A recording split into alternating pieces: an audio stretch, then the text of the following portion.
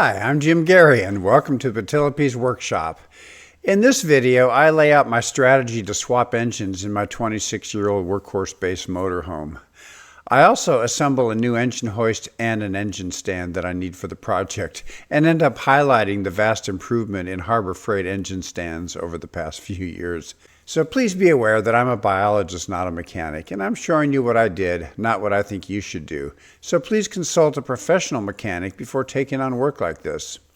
And as always, I welcome any comments or suggestions you might have. And if you found this interesting, there are links to my other videos in the description below. So please like and subscribe. Now let's get on with the video. So I've been working on the plan to get this engine out and how I'm going to get it out of the motorhome and how much I need to disassemble it to get it out of the motorhome. So that's what I'm going to be describing right now, just sort of an overview of the process. And it'll take me probably a couple weeks to get all this finished at least. So here's a schematic of the RV. So this is the front of the RV. This is the doghouse where the engine is. So the engine's in here. And this is the only door that goes in, and it's a 26-inch wide door. So that's pretty good because I measured the engine and the engine is 24 inches wide as long as I don't have anything sticking out from the main engine. And I got that measurement by measuring the width of the long block I've got here. So what I'm going to do is I'm going to set up a crane in the back here. I've already put paper down. I'll put some cardboard down and I'll assemble an engine crane in this area here. And should be able to lift the engine up, if this pin is the crane, lift the engine up and then slide the crane back, it's on wheels, and maybe swing it over a little bit and drop the engine down to about here, right at the top of the steps. So that's my plan, is to get the engine put down at the top of the steps here. And then I'll have another crane outside on the ground that I'll be able to reach over and lift that engine up and pull it out through that doorway and then down to the point where I can get it inside the shop. So that's pretty straightforward. Luckily, all the dimensions fit. And I've been through the manual. I found the manual has different sections for different size engines, and I have the big one. I have the 7.4 liter or 454 cubic inch engine. And so here's the list of things from the manual. I got 1 through 7 here that I have to remove, all the way through 32 over here. So these are just individual things I need to remove as I go. So that should be good. So what I want to do right now is I want to assemble the engine hoist, the one I'm going to use inside. So I ordered a smaller engine hoist. It's a 1-ton. I thought it would fit inside better. So here's the base for it. And here's all the pieces for it. So there's an exploded diagram and a list of parts and a picture of it assembled, but there's no real instructions. The back is just all warnings. And of course I've got another one, so I've done this before. So here are all the bolts and some of the other smaller hardware. So I've got the base up here on a cart so I don't have to bend over. These are the bigger wheels I talked about, and they spin, so it doesn't matter which way they go in. Just got one last one to put in. Okay, so I'll tighten all the rest off camera and I'll come back. So the main post sits here.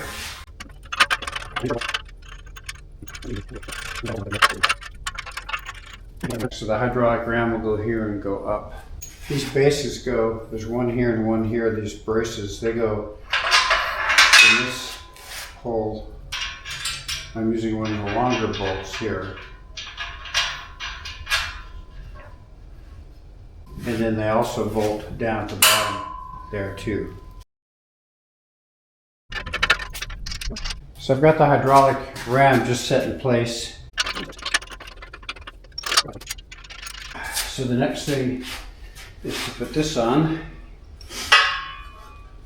And this connects to the crane here. And then it'll connect to the ram here.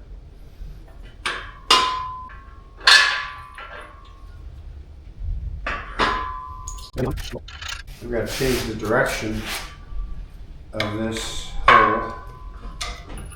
There we go. It's got to go sideways like that. So the next thing I have to do is get the legs on, because the legs stabilize the whole thing. So these are those legs with the wheels, leg wheels. They're the smaller wheels that came with it.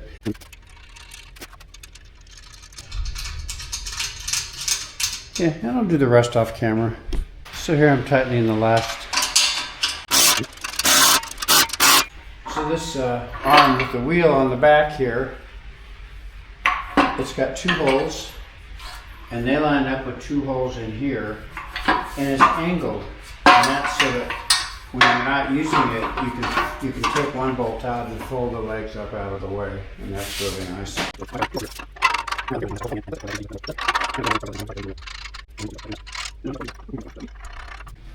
So here's the part here, and this has to go in, and this is where the chain comes out.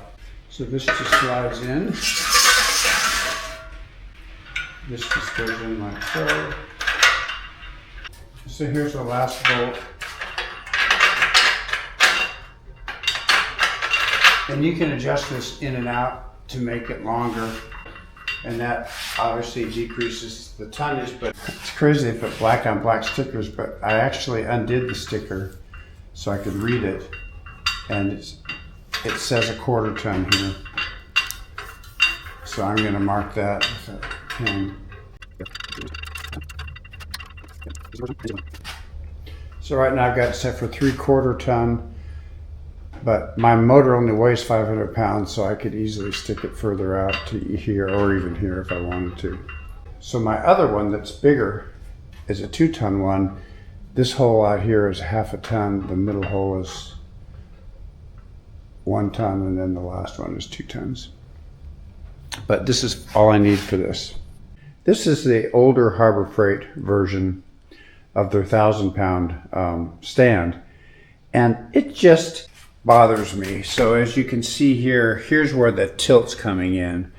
So this just sets in this hole here, and then it tilts down, and there's a 3-inch drop from this end to this end. So I went to Harbor Freight and I looked, and they have 3 models. They have the 1,000-pound one that's equivalent to this. They have a 2,000-pound one, and then they have an even larger one. And I went and looked at them, and I noticed that they're very different in design than this older one. And this one here, I think my friend bought it about 5 years ago. I'm not really sure, from Harbor Freight. So let me show you what I got.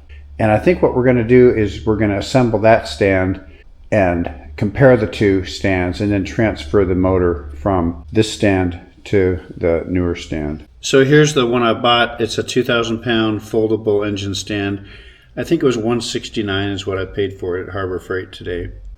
Now this stand weighs about 200 pounds. I think it was 44.8 kilograms. So here it is, Pittsburgh 2,000-pound foldable engine stand. They have one more that's a little bit better, but I don't think it was stronger. It just has a crank to spin it, to rotate it. And it actually has instructions, pretty good instructions on how to put it together, unlike that crane we did the other day. So here's all the parts unpacked. This is the base. I've got turned upside down because the first step is going to be to bolt these locking swivel wheels. That's nice. And here's all the bolts that came with it. So I got this wheel on, nice and tight, and I got this one. These are little short bolts. They've got a lock washer and a nut, and the bolt head and the nut head are 9/16. So I can just tighten these up.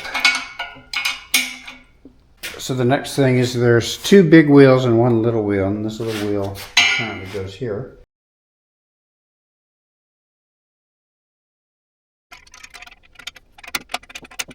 So I just need to lock it so the bushing's tight and the wheel still spins through. So now I've got to put the wheels on the legs, and that's pretty much the same as what we just did.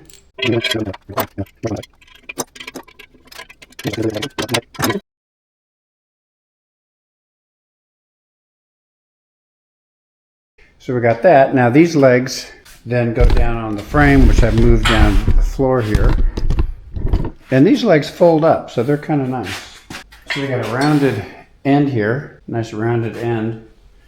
so that you could fold the legs up out of the way when you're just storing the unit.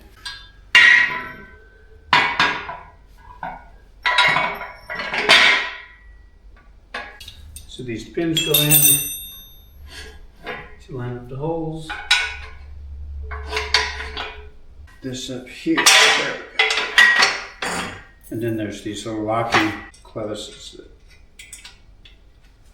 hold everything in place. So the next thing is this upright post here.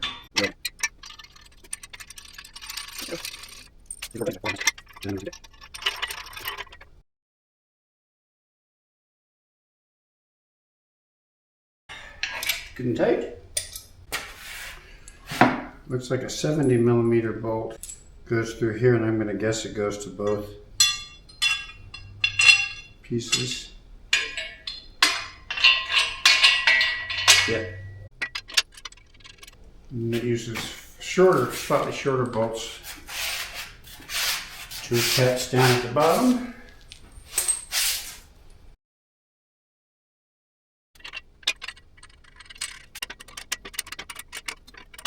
That's good.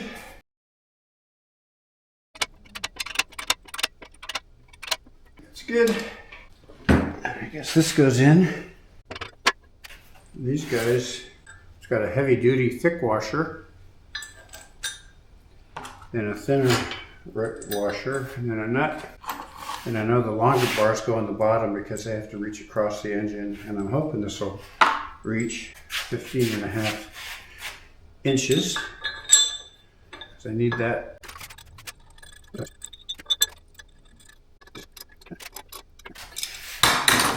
I'm gonna check it. Oh yeah, this goes 20 inches. I only need 15.5. There she is. So I've got the 15.5 inches I need across here. So on the original Harbor Freight frame here, down here, it's a much simpler thing. This is just welded on, and then this upright post is just set in a larger square tube, and it's loose. It wiggles a little bit, and there's just a bolt pushed up against there that's holding it in. Whereas on the new one, it's really built a lot more like my crane, like the engine crane. It's got side braces. It bolts securely to the base, and this bar used to rotate it is solid steel, whereas this one's hollow steel. And there's a much more significant holding pin here on the new one than the old one. This one, the arms actually fold up, so you pull off this one and you can lift it up, and that way it stores without having to take it apart actually. I'm really pleased with this. Now bear in mind that this one is made for bigger, heavier motors than that one there. But when I was at Harbor Freight, I looked at this one, which is could hold up to 2,000 pounds. And I looked at their equivalent of this one here that can hold up 1,000 pounds. And even this one is designed more like this one now, much heavier duty, much more positive bolts. This thing isn't quite as thick as here, but it's not quite as thin as on here. So they've improved them. So if you're looking for an engine stand, you might want to buy a new one, a newer one anyway, from Harbor Freight. They've changed this sometime in the last 5 years. I'm not sure when exactly. I'll go over the process of mounting the engine to the stand in the next video, but for now, here's a comparison of that 550-pound, 7.4-liter Vortec long block engine on the older Harbor Freight 1,000-pound stand compared to the brand new Harbor Freight 2,000-pound stand. And it's far more solid and stable, and I'll feel much more comfortable working on it this way. So I was pretty disappointed in the performance of that older 1,000-pound engine stand holding my 550-pound engine. It just seemed precarious to me. And there are a ton of YouTube videos describing different ways of improving Harbor Freight engine stands. Mostly they were simply welding the parts together or adding a better rotating mechanism. And some of the much earlier engine stands only had 3 wheels and a single forward leg, and I saw a couple of videos showing them falling over when they were rolling the engine on the stand across the garage floor. And I would definitely stay away from those. I didn't actually see a video or mention of a 4-wheeled stand actually collapsing in use. And I could tell that Harbor Freight's been improving their engine stands quite a bit over the past few years, so I prefer buying a new, better designed engine stand than some of the older ones. Anyway, thanks for watching. If you like this video, please like and subscribe. Similar videos of mine are linked in the description below. Bye.